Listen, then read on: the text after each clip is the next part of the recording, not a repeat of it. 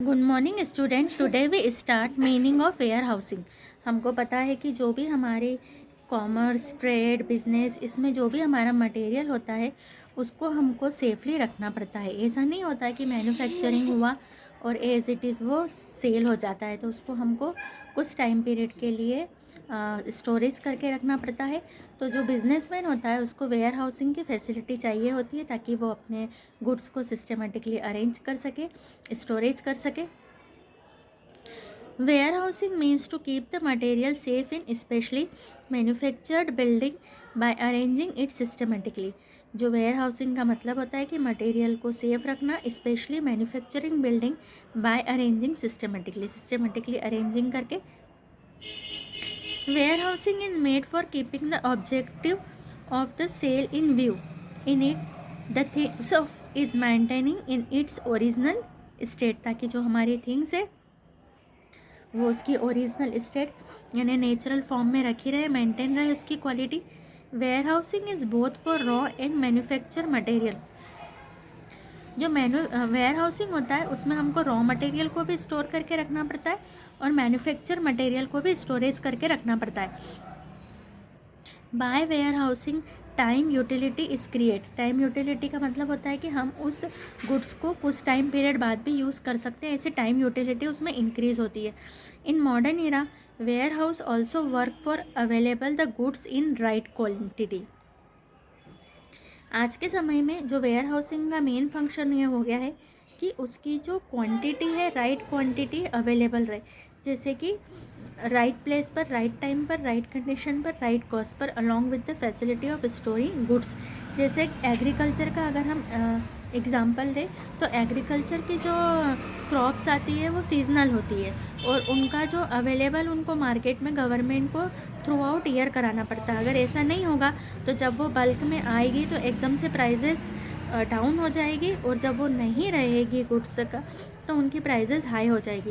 और अगर हम उनको प्रॉपर स्टोरेज नहीं करेंगे तो हो सकता है कि हमारा गुड्स ख़राब हो जाए, स्पॉइल हो जाए, डैमेज हो जाए।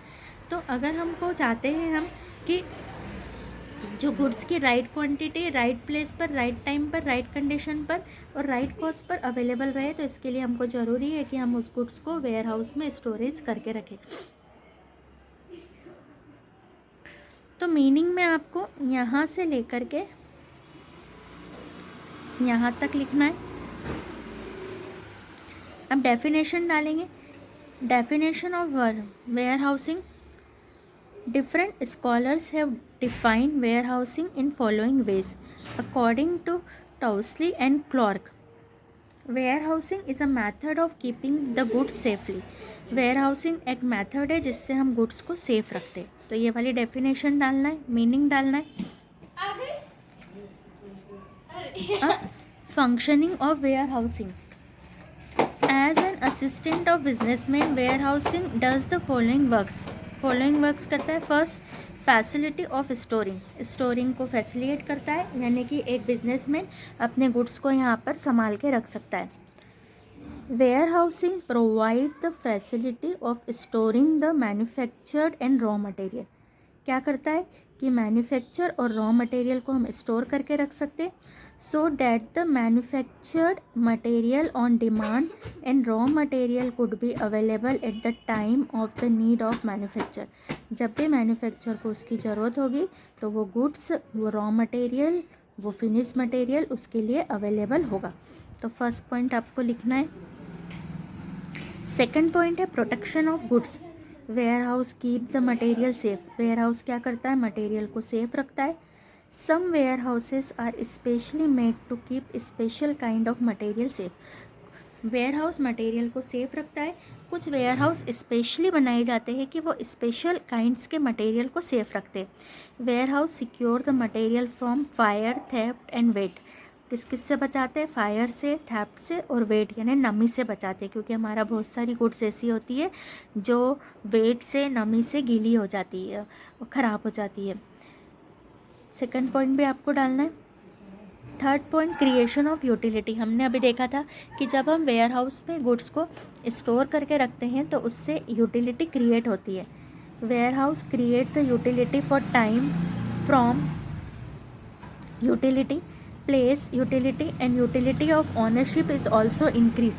warehouse से हमारी टाइम यूटिलिटी, फॉर्म यूटिलिटी और प्लेस यूटिलिटी और ऑनरशिप यूटिलिटी इंक्रीज होती है.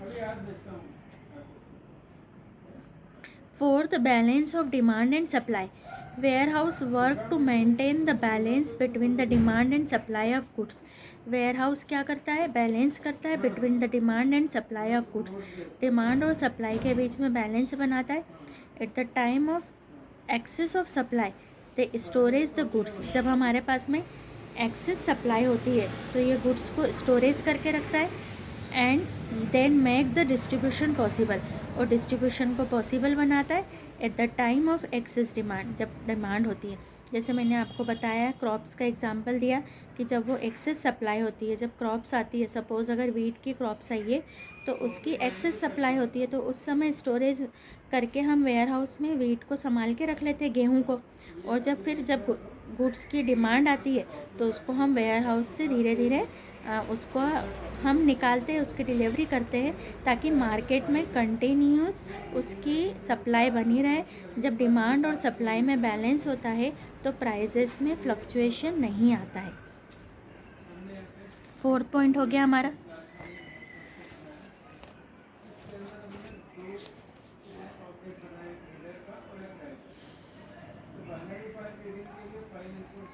फिफ्थ पॉइंट है financial help. A producer or businessman gets loan on the material of warehouses. जो प्रोड्यूसर होता है, बिजनेसमैन होता है, उसको जो वेयर हाउस में जो उसका मटेरियल रखा है उस पर भी लोन मिल जाता है.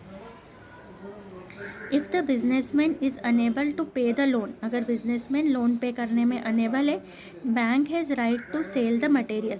तो बैंक को राइट होता है कि वो उसका मटेरियल को सेल कर सकती है. तो फाइनेंशियल हेल्प मिल जाती है बिजनेसमैन को. फिर है stability in prices. Warehouse helps to keep price of goods stable. Warehouse क्या करता है? गुड्स की प्राइस को स्टेबल रखता है at the time of demand and supply. तो डिमांड और सप्लाई को कंट्रोल करके वेयर हाउसेस गुड्स की प्राइजेस को स्टेबल रखता है. मैंने आपको एग्जांपल दिया. नहीं तो क्या होगा, जिस समय सप्लाई ज़्यादा होगी उस समय जो प्राइजेस है वो गिर जाएगी, और जब सप्लाई कम होगी तो प्राइसेस बढ़ जाएगी. तो उसको मेंटेन करता है मार्केट में. ऐसा नहीं होता है कि एकदम से किसी भी गुड्स की प्राइसेस बढ़ जाए या प्राइसेस कम हो जाए. तो stability in prices through possible होती है वेयर हाउसेस के. ये 6 पॉइंट का आपको आंसर तैयार करना है. इसके बाद है 7,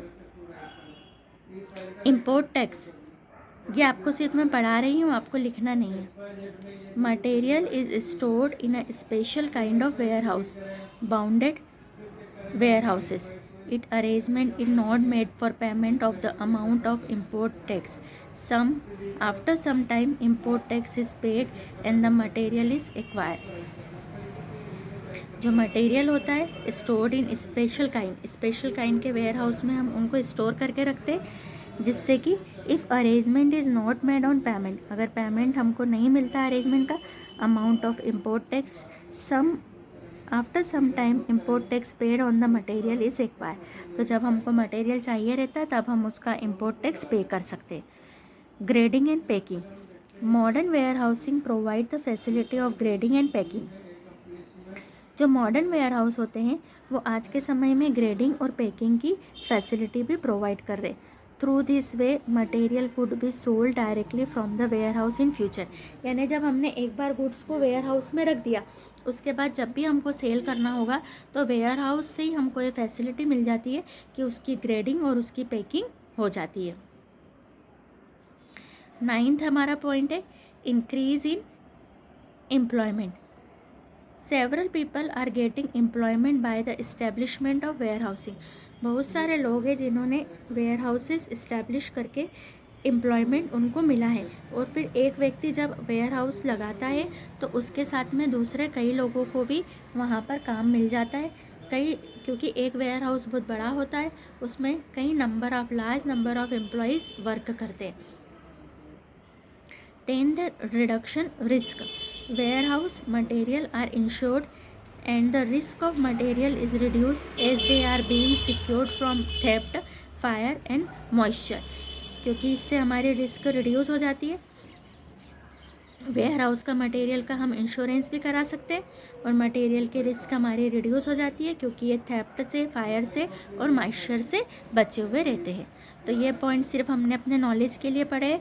आपको 6 पॉइंट का आंसर यहाँ पर तैयार करना है। Types of warehouses, this is the very very IMP question. Types, warehouse are of the following types on the basis of requirement and nature of and collection of producer। Warehouses के following types है जो किस पर depend करते हैं, on the basis of requirement and nature of collection of producer. जो producer का जो गुड्स है उसकी रिक्वायरमेंट पर, उसके नेचर पर डिपेंड करता है। फर्स्ट है government warehouse. Warehouses constructed from the storage point of view by government are called government warehouse. ऐसे वेयर हाउस जो गवर्नमेंट कंस्ट्रक्टेड करवाती है for storage of goods, they are called government warehouses. These are constructed by the central government, state government और local government.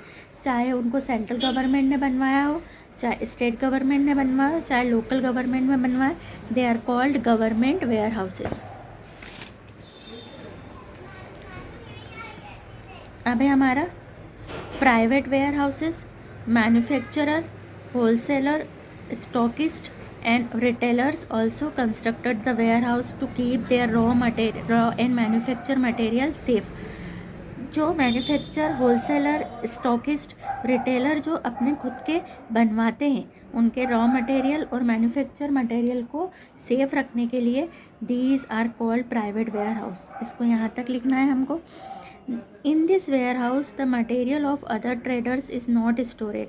Other के storage नहीं होते हैं यहाँ पर।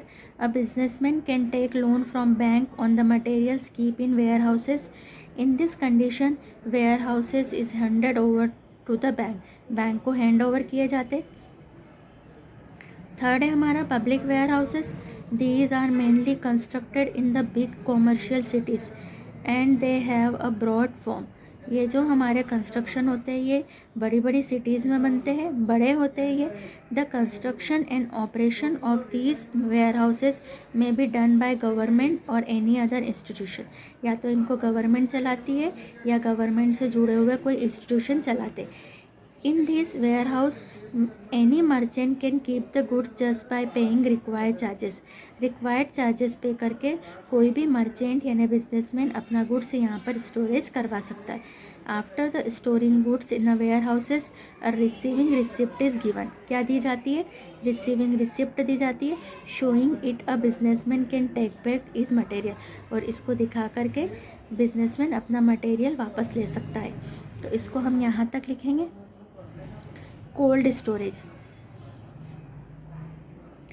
things are kept in such a warehouse such as fruits, vegetable, cotton, cheese, etc. selling of unseasonable goods in just because of this cold storage।